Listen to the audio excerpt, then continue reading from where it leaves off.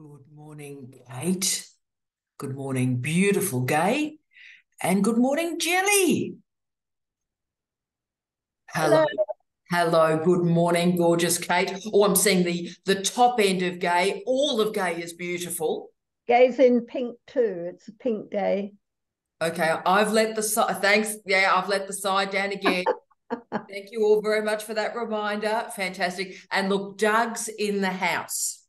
And it's going to be a big day for Doug. Today is Doug Day. We are referring to digital office hours this week as Doug Day. Good morning, Doug.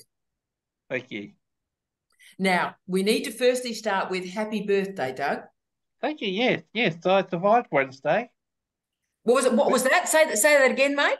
I survived Wednesday. You did. Look, and there were some challenges. Birthdays are like that. Uh, Yeah. as one reaches a certain age, one is sort of grateful or not for the next birthday. Well, I didn't want to get past 30. That's how I was at one stage. So Oh, each year oh, is a journey. oh, look, it is. You're a powerful Scorpio. Yes. So am I. Sweet. Jeez. Can I say, when you say that, Kate, it's somewhat frightening. Unbelievable. And we should say good morning to Josh. Josh, we've got a lot to talk about today too, legendary Josh. How are you, brother? You good? Good morning, everyone. Pretty chilly, but yeah, not as cold as Paul. Can I say we've broken in Darwin? Those of you that know about the build-up, there is a day when the rain begins. And today, colleagues, is that day. So hello to wonderful Paul. Hello to Queen Mary. Oh, all my favourite people are in. This is fantastic. So, colleagues, I did want to start with Doug because it is Doug Day and Doug Week. And Liam, I can see Liam through the gauze of Vaseline and time. It's great to see you, Liam, brother. Great to see you, mate. So, look, Doug had a birthday this week, and we love Doug. And Doug is a very important part of our family and our relationship. And I've known Doug. How long have I known you, Doug? 5 years? 5 years, Doug? About that. Yeah, yeah. Now, I was worried about you at one point this week, Mm. and I was worried I was deeply worried about you, brother. And I think birthdays, and obviously I'm 54, so I am really close to death, but birthdays are a point where they point forward, but they can often point backwards in one's life, I think. And you can be filled with that sort of melancholic moment at different components of your life. And so what I thought Lorraine's in. Look, we love you, Lorraine, and you've come in and we love you. And look, we're calling this digital office hours this week Doug Day, Lorraine, for obvious reasons. I'm on board with that. So am I. And so what I thought we might talk about, colleagues, and we've got lots of things to talk about. We've got so many requests that people want us to talk about things. But I did want to sort of just get your commentary about the importance of decisions in academic and professional life. And, you know, so much of life, you hear the young people like Joshua say, I've got no regrets, right? And of course, you'd love to live life that way, but obviously every decision that one makes, there was another fork in the road one could have gone down. And when things go wrong, you always think, oh, gee, I stuffed up 25 years ago, or I made a mistake. And so I've always argued that a life is built through good decisions. Mm. And you only know that a decision is a good one until you make the next one, right? And if you've made a bad decision, you can always reconfigure yourself and make a good decision. So, Doug, do you want to speak as to your level of comfort, Doug, about the journey this week, mate? Well, apart from Wednesday when the physio put too much pressure on my stuffed up back and made me exclaim in a certain F word really loud that the waiting room could hear it. um, it was okay, but I did have to reflect how I think was it back in '95 when I was working in a timber mill. Yeah. I decided to apply for a BA at Flinders, got in there, and I guess ever since then I've chosen to either apply for another degree Yes. to keep occupied or where possible find work. But I've always, I think, gone back to education to mainly because it's you can count on at least 1 or 2 years of fulfillment. Yeah. But there's only so far you can go in the Australian system before you have to pay. Look, it is interesting. I love how Doug used the word fulfillment there. I think so many people chase happiness. I had a student explain to me this week they can't work on their thesis because they're not feeling happy. And I'm sort of thinking, I'm looking straight at Paul. Yeah, look at that, Paul. And you're sort of thinking of all the times in our lives, if we only worked when we were happy. I mean, I don't think I'm an old god. I don't think I've ever actually been happy. So you know, life comes from continuing when one doesn't want to, making good decisions, keeping walking in the bad times. Lorraine, do you want to talk a little bit of this? Because you were so magnificent with Doug this week. It is challenging, isn't it? Because, you know, life is configured by good decisions, and we can create a different life today with a decision. Yeah, we get into cycles, don't we, ruts, where, you know, we're not looking after our health, and that doesn't help with our mental health, and our mental health doesn't help with our health, and then we just don't know how to get off of that merry-go-round and be an observer rather than be a participant in, you know, that cycle.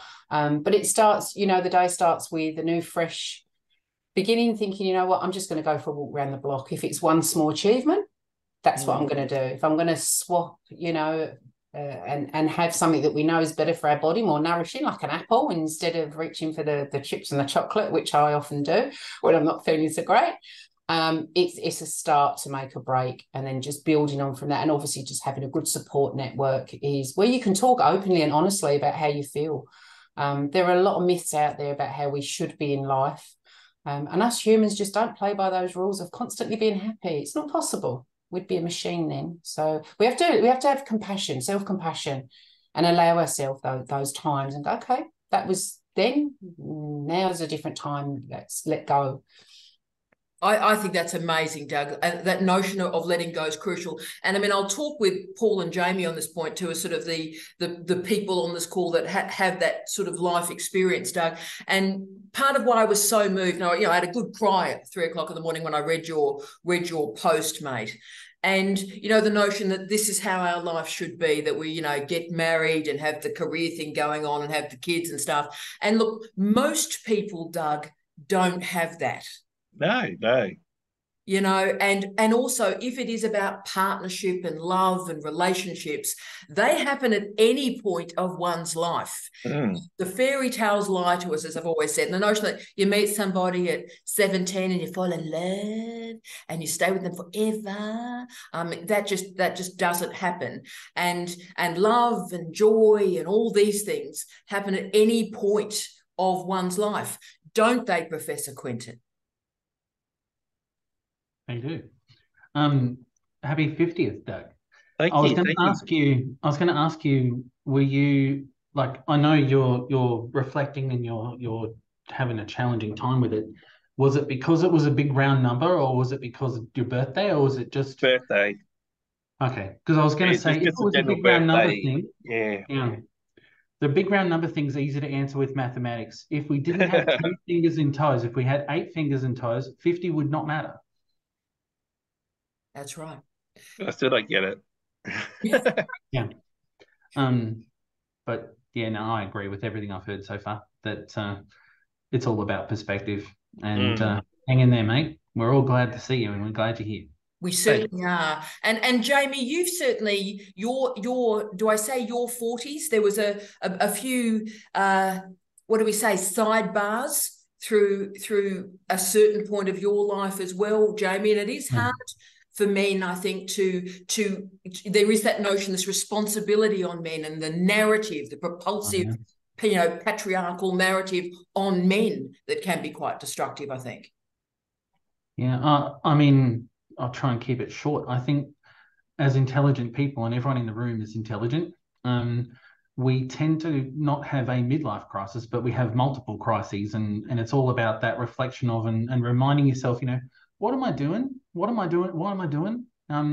These things happen, and they tend to be triggered by big round numbers, right? I'm going from my 40s and I have a perception of who I am and I'm in my 40s to I'm now 50 and I'm in my 50s.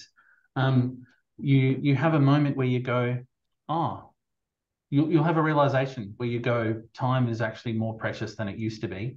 And then when that happens, you start to worry about all these things that are outside your control. And you can be easily triggered depending on what your expectations are and whether they're realistic or not. I can't imagine anybody not going through it, but intelligent people go through it a lot. Mm. And not helped by the current times we live in and, you know, the way the world is. And look, Doug, we're going to go to Queen Kate, who obviously is the wisest person I know. But Doug, I've always defined life as the capacity to manage disappointment. I know that's full goth 101, but, you know, life is disappointing. You wake up in the morning and just, it is not what we thought our life would be at 5 or 10 or 15 or 20 or 30 or 40 or 50. It's not.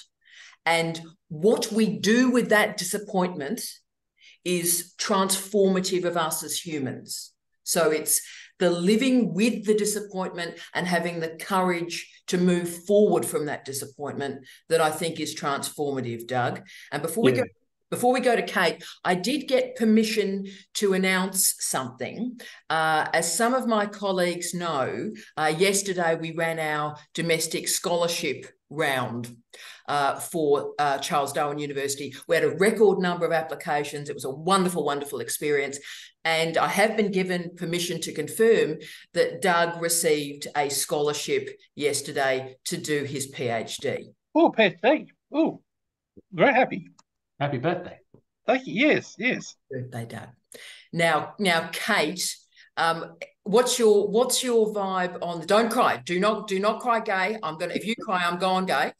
So Kate, as someone who even unbelievably is older than me, although looking obviously so much younger, have you got any vibe on just keeping moving when disappointment and stuff happens and you're just disappointed in yourself and it's not the life you wanted to live?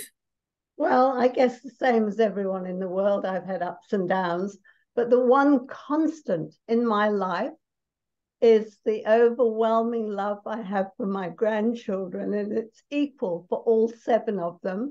And all I have to do is think about one or other, or watch a video, or cuddle them, and I'm on top of the world. I'm a very optimistic person anyway, but the grandkids just blow my mind every day. And I will watch the videos of them again and again and again and again, the videos that my children send me.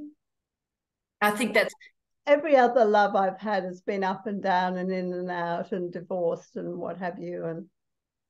And but no, it's the grandkids that are my constant. And I urge you all to have grandkids. Too late, girlfriend. I'm living on estrogen fumes, Kate. It's too late, girlfriend. And I think that's also part of the story too, though, Kate, isn't it? That family is also what you find. You know, my secondary socialization was from drag queens and gay men, and that was a great gift of my life because it taught me all these alternative socializations and all these, you know, love and friendship and relationships exist in all sorts of different ways, and that was incredibly transformative of my life.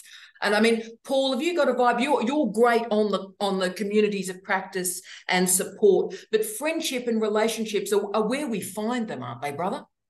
Massively, yeah. And you know, who knows, this group might form its own relationships at some point, because that's how it starts, right? It's a group of like-minded people, and you know, the amazing news that Doug had, it will, you know, hopefully will change your you know, that break that barrier for this week and change that. Your reflection on this week will hopefully, you know, evolve to the new feelings and what you have accomplished and what you'll continue to accomplish. And I think platforms like this and other communities are amazing places to re-centralize that and realize, you know, no matter what stuff's going on in your other Venn circle, you come to this one, it can kind of realize the amazing things that other people are doing, the contributions everyone has. And that's what communities, or really good communities of practice, are great at, kind of bringing together good feelings and good things and going forward with those. Spot on. And communities of care, Doug. Communities Yeah. there. And look, the last person I'll go on this particular comment, as the spotlight's been on Doug, and he might be getting a little bit uncomfortable now. Could I go? Could I go to Queen Mary? Because Mary, you were delightful with Doug, and you've obviously, it's been a tough month for you in so many ways. Have you got a feeling about how one keeps moving forward as we're walking through maple syrup? Yeah, I think what I find I do, and also, by the way, Tara, you are not old, okay? You're very young. Yeah, both Kate and I agree on that. I feel like we're the ones walking with the dinosaurs. Oh, my dinosaurs are in storage. Sorry. Yes, no, I have dinosaurs, but all my dinosaurs are in storage. Please continue, Mary. Anyway, I do find that just picking yourself up the next day and getting on with it, often you feel, you start the day and think, oh my God, how can I even start? And then you actually, and I call it doing the next obvious thing. So you do the next obvious thing, and then you get a bit engaged with that. And, sometimes it's like, well, I need to edit this, or I need to write this little bit of thing. And then as you do it, you go, oh, right. You start getting engaged in that, and that in itself is quite fulfilling, because usually it's, for me, first thing in the morning, I do a bit of writing on my research. I do a bit of writing first thing. And I always feel differently after that. And even if it has been a bad start and you just think, how can I even do it? You open it up, you look at the screen, open up the laptop that I've got ready, look at the screen, and then you start. And then about 10 minutes in, you're getting quite engaged with it, because your research is interesting to you. It's what you're passionate about, etc. And you're making a step forward, even if you feel like you're at a standstill. At least you can do that, even if other things are blocking you. At least you can get up and do that little bit of writing first thing. So, and then you find that generally the day goes a bit better after that. Beautifully said. And it is momentum. I think Mary's so wise. Momentum has its own meaning, Doug. And, you go, why am I doing this? If I spent my life doing, why am I doing this? I wouldn't move, because I often don't know why the hell I'm doing it. That's the nature of middle management in universities. Why exactly am I doing this? I really have no idea. But doing it provides the momentum and the energy in and of itself, Doug. So I think Mary's example is a great one. I watch how she works every day, and it's absolutely stunning, Doug. But go straight to beautiful Gay. Talk to us, beautiful Gay. Lady in pink. I wanted to make 2 points.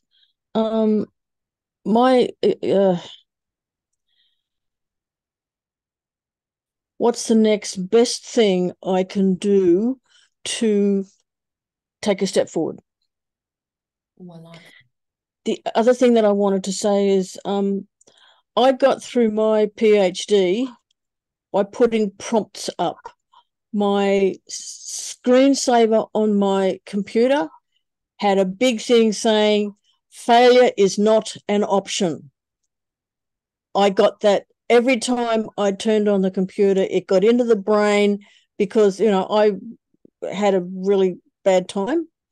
I needed those little prompts to say, I'm just going to do this. And as I said in the chat, sheer grit and bloody mindedness gets you through.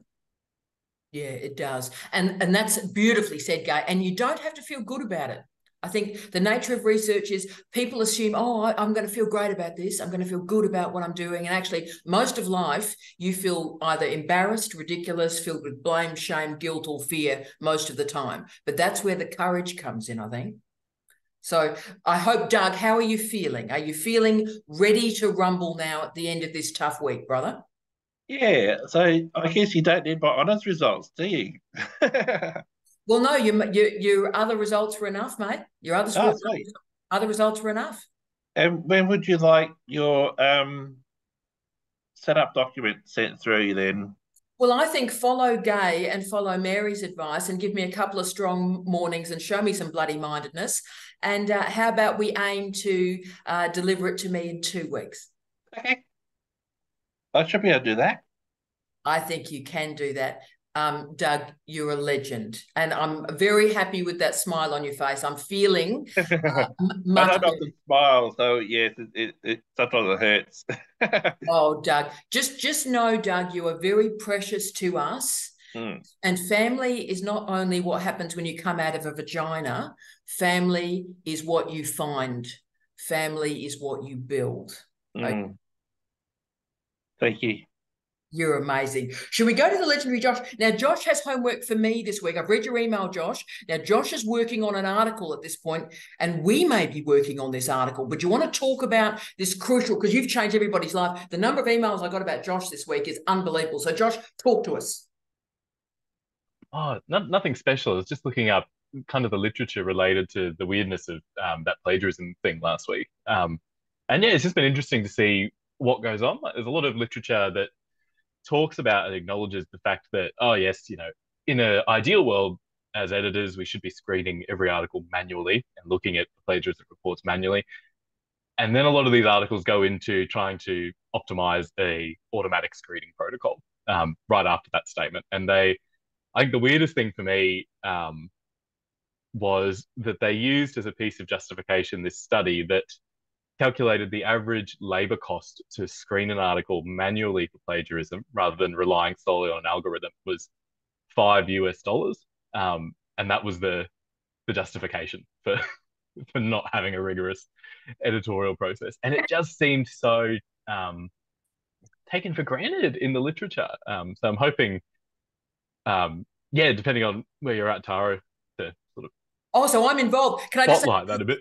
Looking at Jamie Quinton's face, Jamie, you expressed the despair of the world in what you just did there. So, Josh, this is exciting. So if we're all involved in this, I'm happy to be a part of it. If anyone else would like to be a part of it, let's do it. But so, Josh, in many ways, this is the politics of academic publishing labour, right? I'm a big fan of this, and I'll give you my narrative on it, and then we'll work out who would like to be involved and we can write this up. So in the old days when academics were on tenure, and I haven't been on tenure for a very, very long time, when academics were on tenure and not in contracts and not the precariat liam and all this sort of stuff, then doing these peer reviews for journals was part of the service. We were contributing to knowledge, and we would do that work for free because we were enhancing academic culture.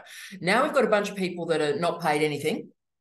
We've got a bunch of people that are adjuncts that are on 0-hour contracts. I'll just keep listing it. And then these journals now magically send you a request to do a review that you didn't even heard of the journal. You've never heard of these people. And suddenly this thing arrives going, will you do a review? It's like, do you want to take me to dinner first? This bizarre sort of this thing where you will do this for us and you will do it for free at the very time that these author processing fees for Nature, for example, is still, Jamie, $11,000 to publish in Nature, sir.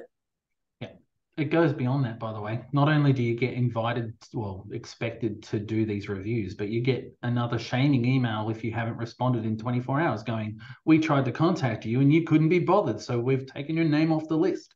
And you go, cool. And you didn't even know your name was on the list. So I think part of it is about academic labour, Josh, and the notion of $5 when they're charging $11,000 for author processing fees is stunning to me. I mean, Paul, have you got a view on this? This is big, Josh. This is a big article. This is important. Yeah, I think that's nuts when you put it into quantifiable maths like that. And yeah, it's no wonder why Springer and Co are the biggest earning companies in the US and stuff. That's nuts. And certainly, I mean, within the arts, we don't have to pay $11,000 odd to kind of put towards articles. Often they're kind of grasping at open hands because the arts is massively underrepresented within the academy. So I have my own kind of lens on that, I suppose, in that we have the opposite almost, that they're clawing at research and it's just not being done. But yeah, I mean, at what stage can you ever afford to spend £11,000 on an article that you could open access and still be made available? And Paul, that's the point, isn't it? Because actually it's not individual academics normally paying these author processing fees. It's the poor taxpayer in our multiple nations around the world, colleagues, that are paying our salary and then paying for the library to buy back that journal and then also paying again for the author processing fees. So it's like the poor taxpayer paying 3 times to read the research that we are very happy to provide for citizenship for free. But one would say that the general public don't read the research because it's not academically accessible or informationally accessible to them. So what's the point? Spot on. It's become this, and this is Josh, the work that you and I might be doing on this. It's become almost hysterical or irrational. The irrationality of late capitalism, when you actually go through the logic tree and try and work out, well, if this happens and this happens. So as Josh's current work, Paul, is looking at, and Josh, you can speak to this, but so how do we manage platinum open access where nobody pays anything, and yet these corporations that then rank the journals have decided that platinum open access journals are not effective on their ranking system. So, of course, then it becomes basically a mafia, doesn't it? It basically becomes, oh, don't publish here because the ranking organisations that are also paid, so Scopus and Springer, for example, are like this. So, Josh, you got a point on this before we go to Kate? I don't know how to describe it, but I agree with you. Hysterical, or there's a lack of class consciousness or something. But, you know, even the other day, I was reading some of the literature out of Taiwan, and there was an excellent article from a librarian on open access mega journals, and it went through, you know, all the issues with those and their profit model, et cetera, et cetera. And then when it came to the actual suggestions at the end, there was just nothing on the actual ethics of it. And your ethics as a researcher to be putting up with this system as an early career researcher, it's all just about how do you save your own career. And I'm just a bit sick of it, to be honest. Like, I just think if you know, if we're not going to start constructing a more ethical sector to be in, what are we doing? And why are we encouraging people to just hang on and have a successful career in the old model, which is, yeah, it's so unethical. And yeah, I just don't understand the lack of action that's around. Yeah. No, Josh, brilliantly said, because I'm older than you, so I can take more risks. And so I've gone platinum open access for, 15 years, really, since platinum open access existed. And because I'm so bloody minded, because I'm a Brabazon, when, for example, I think there was a metric about 6 years ago that said people must never publish in Iraq-based journals, right? Because Iraq-based journals have low citation. So I've made sure once a year since I saw that data set that I publish with colleagues and journals based in Iraq. And I have found them the most professional, ethical, and extraordinary colleagues. Some of the my work has been presented at its very best in those journals. But you've got to make a decision. What is important to you? Do you want the ranking and the tiering? Because it's not about quality. It's not about quality. The RAE and the RAF in the United Kingdom proved, Josh, that there was no relationship, none, between the tiering of journals, this rank of journals, and the quality of the article. There was no relationship, no correlation. So therefore, what are we doing? Yeah, and just I just wanted to say as well, you know, lots of blogs helped me get through my PhD, but I think the one that had the biggest personal impact for me was when you spoke about publishing internationally and publishing in countries outside of the West. And I've done that this year in response to that. And it has really shown me how much racism there is in the everyday silence of everything. Like, and it shocked me how much that I internalized as well. Just the idea of you searching through Google Scholar results and then you start to get to areas that are, you know, in the Korean Journal of Medical Science or something, and you go, oh, nah, we're getting to it. And it's, I've changed that this year, and it's shown me so much more than what there is out there. And I just, yeah, I'm hoping that I can somehow help push that more. Yeah. Well, let's write this up. We'll watch this back, Josh, and we'll work where we're at. So we'll go to Kate, we'll go to Jamie, and I'd love to hear from Liam about, because obviously Liam is building a career and is making these decisions about publishing as well. So Kate, talk to us, Angel. Some of you know that I've had an article accepted in the Asian Journal of Medical Sciences, no more. I've had nothing but great reviews with this editor. I don't know where he's gone. I don't know where he is. But the journal sent me the final proof for me to check over in PDF form. It looked beautiful. And here's something for everybody. Don't rely on them sending you back the original that you sent. Because as I went through, I thought, no, that's a mistake. And I went through, I found like 54 mistakes. Some reviewer had made changes to my paper that were not in the original. And one, just a classic. All the research, this was on Staphylococcus aureus, MRSA, golden staph, Yes. on residents that had died in 8 aged care facilities with pressure ulcers and MRSA. Mm. So one of the sentences I'd written throughout was X number of residents were admitted from hospital to a residential aged care facility. A reviewer had changed that to say all residents admitted to hospital. No, they all came from hospital, and that had been changed, that sentence, all the way through. And I wrote, with respect, your reviewer has made a mistake. They didn't go to hospital. They were all dead. They were all dead. Please read the rest of my paper so you can see. And a reviewer wrote back, big, red, bold type, you are incorrect. How could they be admitted from hospital? They must have been admitted to a hospital. And that reviewer had changed the sentence all the way through. So I wrote back and I said, no, they were all dead. They were dead, like dead. Please read the full paper. They were all dead.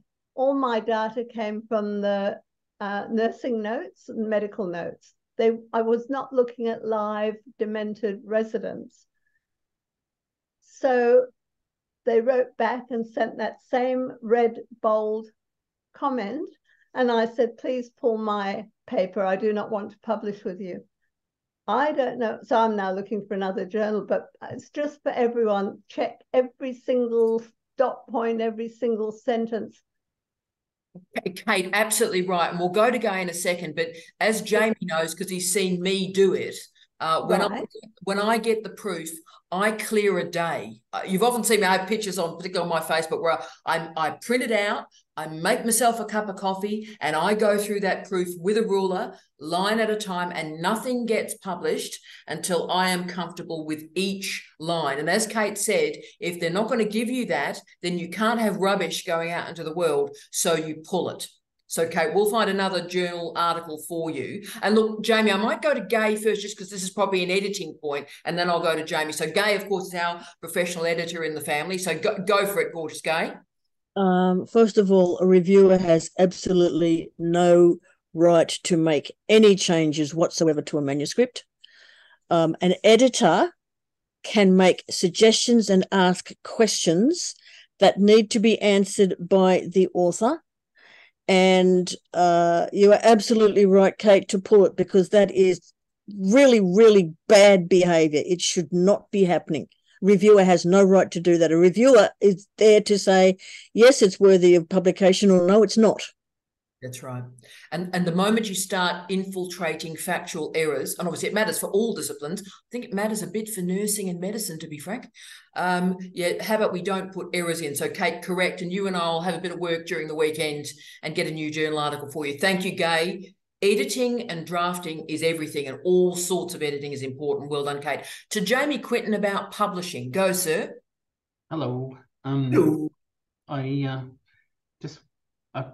thought crosses my mind with what Gay was just talking about. So at some point during the publishing process, you sign over the copyright and you sign over ownership.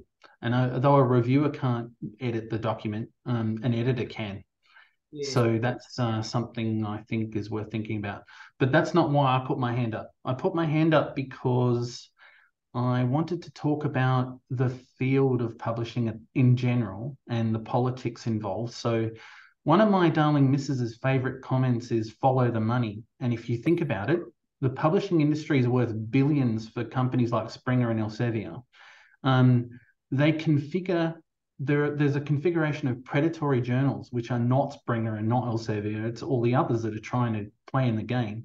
And I myself have been burned by this. Wasn't Nature, it wasn't 11,000, but I did have an example where I published in a high-ranking ACS, American Chemical Society journal, and I put in a lot of work for this thing. All right, the article itself was actually quite a good article. We had to pay publishing fees; they were something close to $5,000. Sign over the copyright. So, you know, we created the work, we owned the work. It was our productivity, a product of our creativity. We then signed over the ownership and paid for the privilege to do it. They then wrote to me and said, "This is such a great article. We'd like you to contribute the cover of the journal." So I spent, and Tara saw me do this, I spent, 24 hours banging out this cover. And I learned this new software and I created this cover, and it's one of the most amazing pieces of artwork that I've created that is basically the molecular apocalypse. And I'm really proud of it.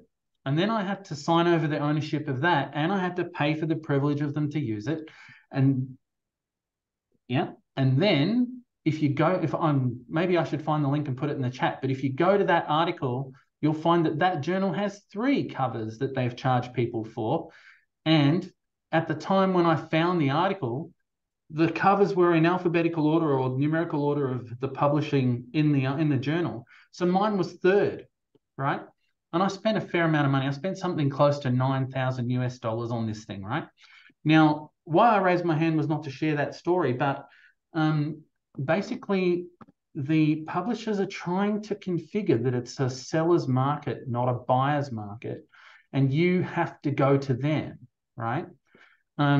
Because remember, in a buyer's market, if you go down to your local fruit market, you get treated like royalty. You get great customer service. It's all about making sure that you're happy as the customer. It's not about making sure that the publisher can grab and extrude every last cent out of you, right?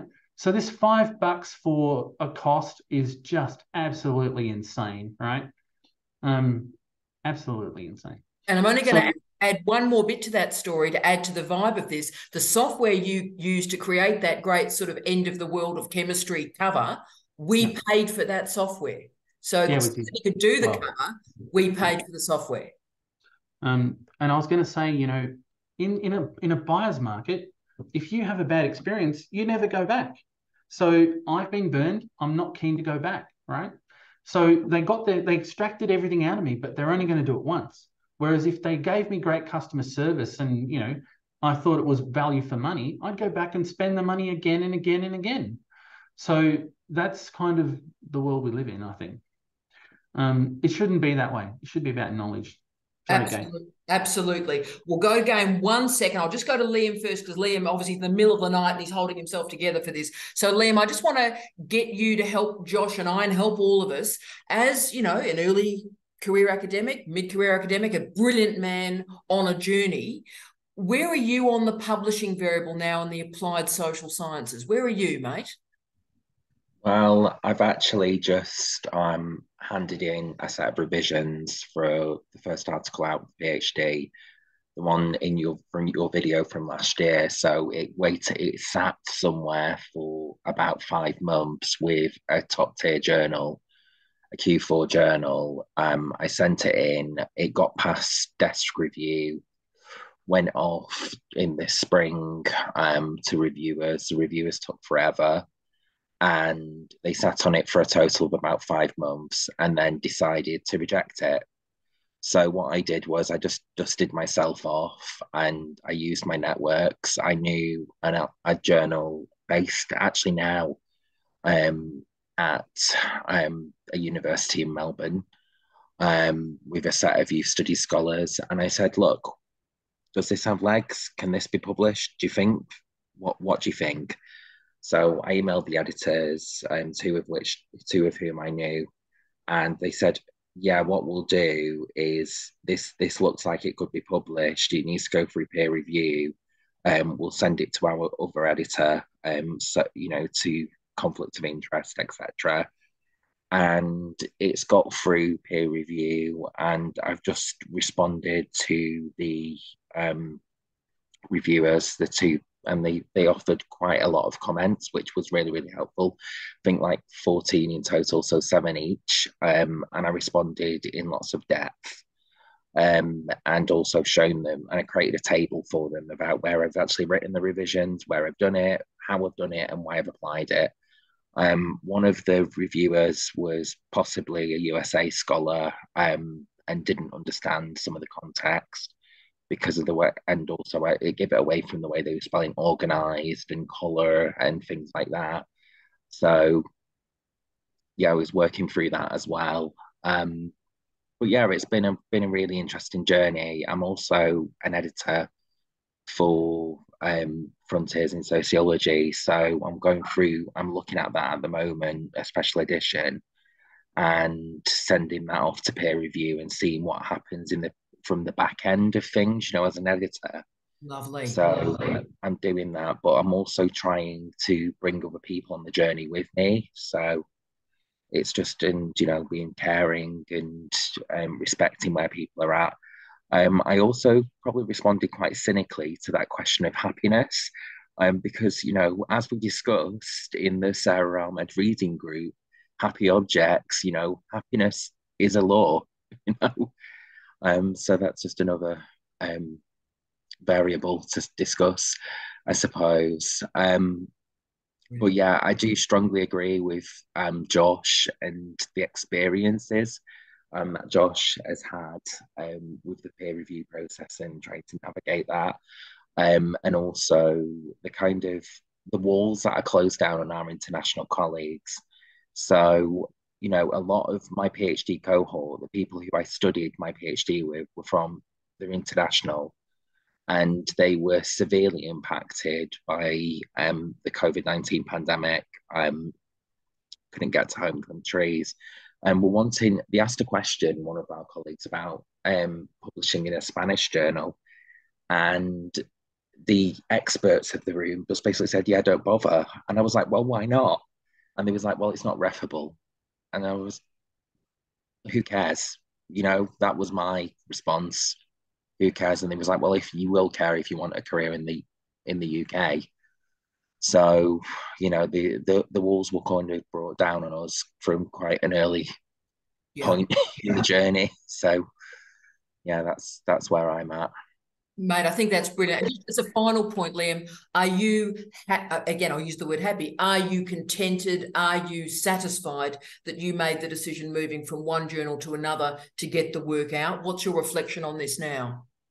Tom, I thought I had no choice because, I was in a job where I was on a research and education contract, and it was like, you have to do this or you won't have a job. It was that black and white. Excuse me. I'm no longer at that institution, but I passed the probation period, and they were like, oh, you've done a really good thing there. You've moved it from one to another. You've shown tenacity, and I was like, well, I felt like I had no choice. I was contractually obliged to do this as well, to save my career. So oh, this is devastating, isn't it? Before we go to Gay, Paul, I'm looking at your face too, Paul. I mean, this is not what university or higher education or knowledge is about. And we need to call this for what it is. It is a disgrace. It's xenophobic. It's racist. And it is gatekeeping, brother. It's nuts, isn't it? I mean, to say that something isn't referable in the UK because you picked one particular mode of output is bonkers. And it kind of, I guess it shows to me the real uphill struggle I'm going to have in the UK in really trying to push, I guess, nitros and the use of those as recognizable outputs. And what's in a way upsetting is that starting at the bottom in the higher educational area, undergraduate and master's students are desperate for this stuff, are desperate for this type of output, and yet academics can't do it because it's not referable or it's not in line with the research and teacher contract which we need to survive, because there isn't those contracts that we need anymore. So we can't even supply what we're trying to do within higher education, which is supply digestible and accessible materials outside of the university walls. It's just bonkers. Yeah.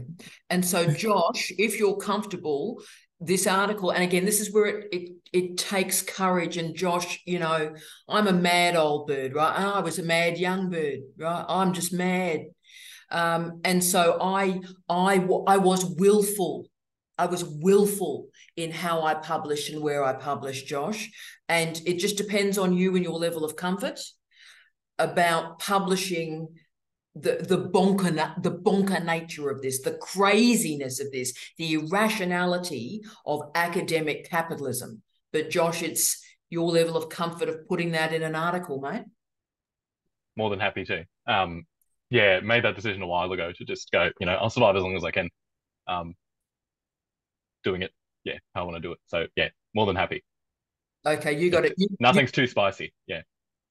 Nothing's too spicy. I'll bear that in mind when I have my tea tonight. Josh, you're a legend. Let's go to Beautiful Gay, and then I think we need to go to Gorgeous Eunice and talk about books. So go, Gay. Okay, I'm really angry about all of this. I have been on the editorial board of an archaeology journal for 31 years, and it does not do any of this. You have to understand, though, that to publish something, a journal has costs. Yes. It doesn't cost $11,000, but there are costs. For instance, even though I'm on the editorial board, I actually get paid to proofread this journal. It doesn't get paid a lot, but I get paid a little bit. So having said that, there are costs associated with publishing anything. However, what people are talking about is absolute greed, and it is unethical. Authors have rights. No matter where you are in the world, authors have rights. You should not have to hand over your copyright. In Australia, you don't. In America, you actually have to apply for copyright, but in Australia, you don't. As soon as you've written something, the copyright belongs to you. Now, if you're submitting into a journal outside of Australia, copyright may be different. But if you are being asked to hand over your rights to your research and your work, go somewhere else. Yeah. And I'm in. Josh, if I can be in this, please bring me in. That'd be nice to have an editor in and someone actually doing that work. I think that's brilliant, Josh. Would love that, Gay. Absolutely love that. Yeah. Okay, we got a deal. This is all happening. We'll go to Liam, and then it's Eunice time. Beautiful, Liam. Finish us off on this thought, mate.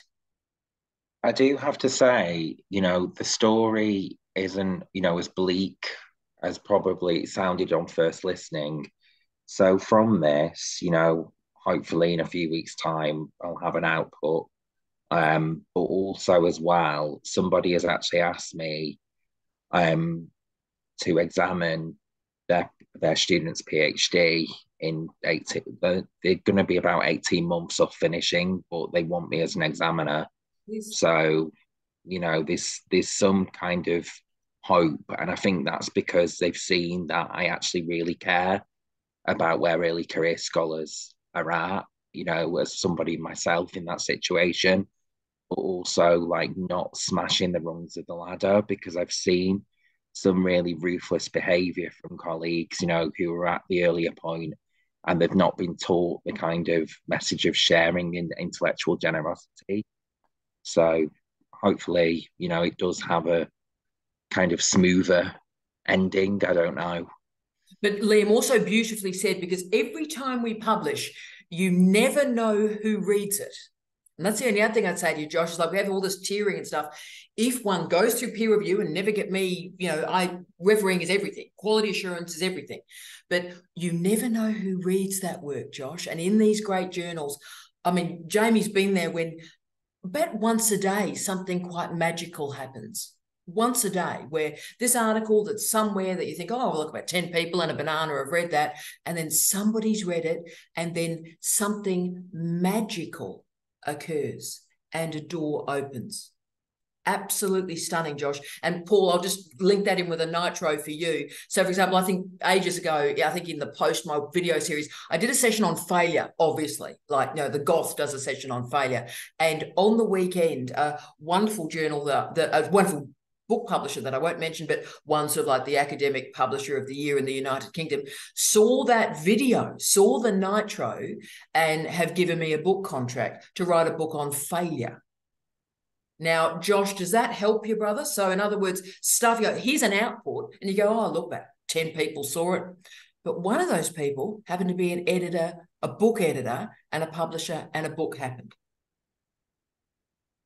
Absolutely. And I think, you know, we get really torn up about what's refereeable and what's not, but I think we should remind ourselves when we search literature, all we do is go on Google Scholar and grab anything that's relevant, right?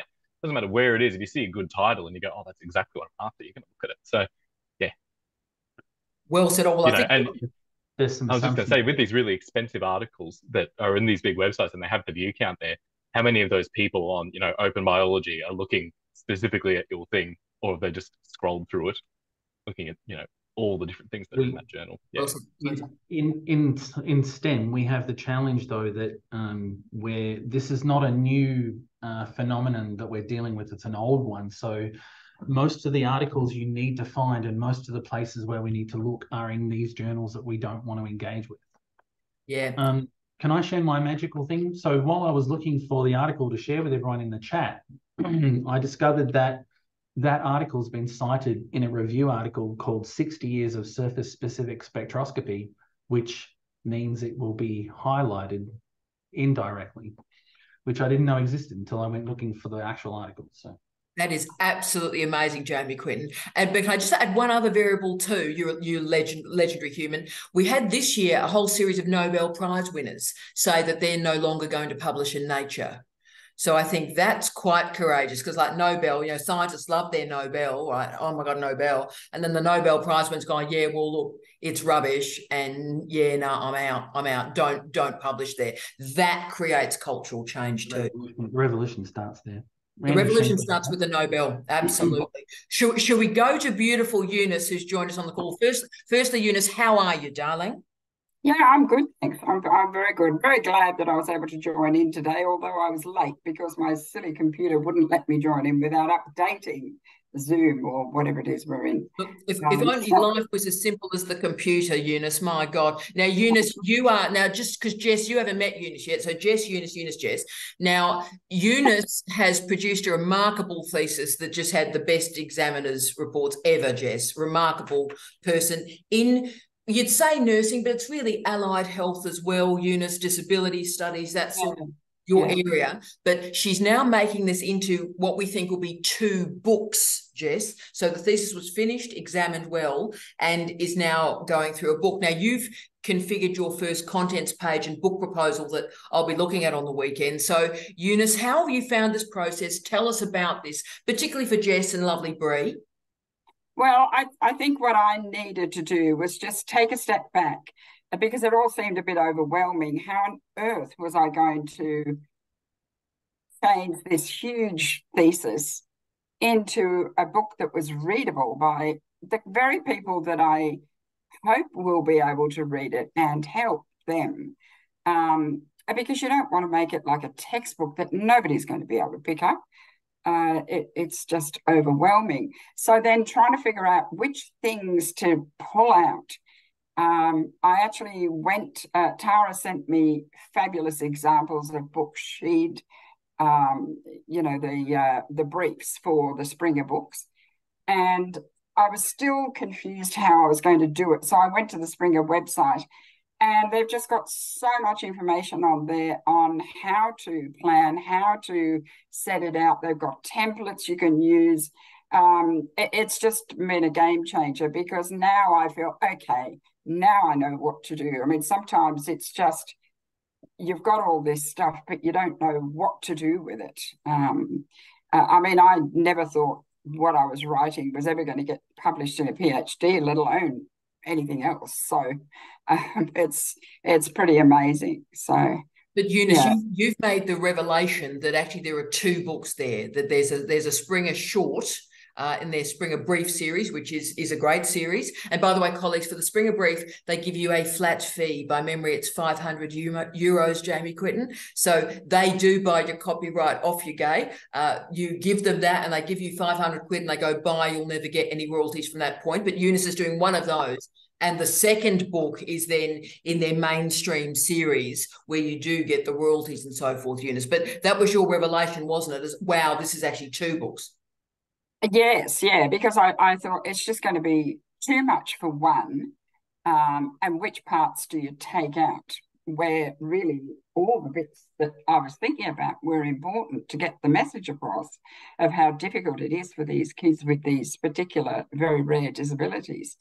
So being able to do a quick snapshot and then doing a proper book is great. I've just got to get through the workload that's on my back with that's time precious, so that I can settle down and actually get on with this. So. And Eunice, let's aim to get the first one to Springer to look at that book proposal. Let's aim for, say, about the 10th of January. Let our English colleagues, unless we go through Springer Singapore, which is also a great organisation, let's get through Christmas so it's at the top of an editor's desk. So we've got plenty of time. We've got a month. Let's get that right. Fantastic. Thank you so much. Fantastic. Well, again, keep on, because Jess is straight in and then we'll go to Gay. But Jess, darling, so you're meeting the inspirational, transformative Eunice. So how are you, Jess? And talk to us. First of all, congratulations, Eunice. That's an incredible outcome. You must feel so proud of the work you've done. That's really cool. My question is around, and I was chatting with Paul about this earlier. I have a question around the intellectual property. So if you've done your PhD through a university, do they own that topic? And so the books, do they own the books or do you own the books? How does that work? Are you happy if I go in first, Eunice? Right. So the PhD students in Australia own their own IP unless they sign it away. So in some industry partnerships, but trust me, you'll know, you have to have signed your IP away so you'll know. Right? Okay. So if you haven't signed anything, and hopefully you've read what you've signed, if you haven't signed anything, you own the IP. Now, the great thing about books that the academic capitalist universities have not recognised is that actually they don't care about books. They care about industry funding and grants and ARCs and all that sort of stuff. And they don't care at all about the income one might get through publishing. So Jess, so that is your book. You have authorship on it. It is your independent relationship with Springer. You with the corporation. You sign a contract, and that is your book. Right.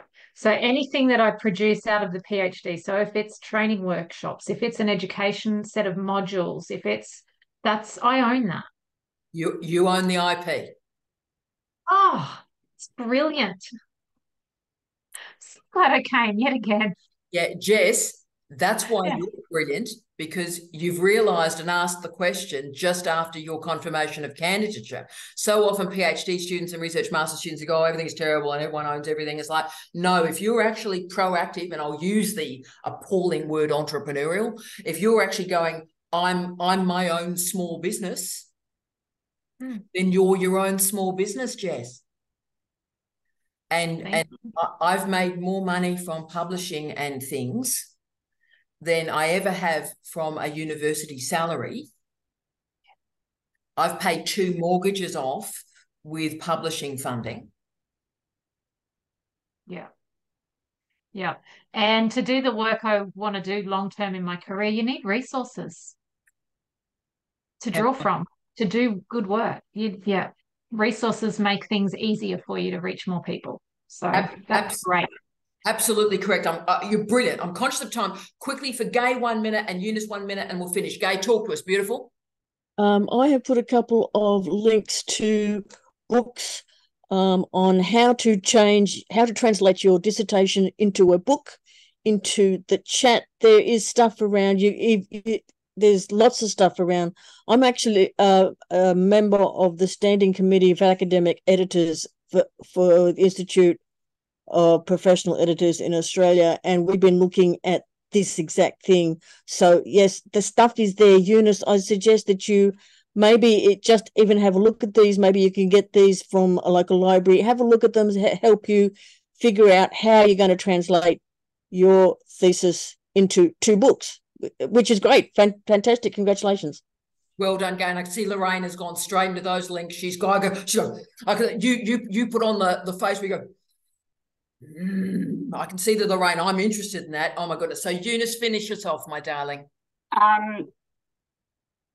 Yeah, I just wanted to say that one thing you said to me when I was looking, I was getting in a panic because the copyright librarian at the university had sent me an email saying all these images that I had in, which were even things like the wheelchair sign we see on parking spaces. I mean, for goodness sake, you had to have copyright for that.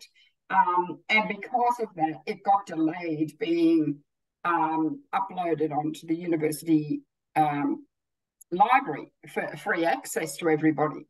But what you pointed out was actually that's not such a bad thing, because then it's not freely available for everybody. So get your book out first and then worry about those things. So Jess, what we did, because I'm a terrible person, is we put it under embargo, and in this embargo period, we're now getting these 2 books out. Because I'm a terrible... I hope you don't mind me saying that.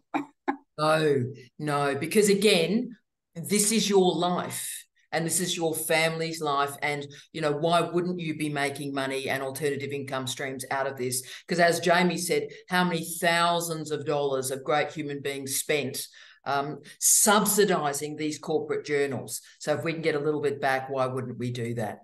Colleagues, I am so grateful that we've spent this time together. We're about to go into Right Club. Lorraine, we've missed you. We love you. Liam, sleep well, superstar. You're the best human being. And Doug, happy Doug Week, Doug. Congratulations, brother. And thanks for the good news.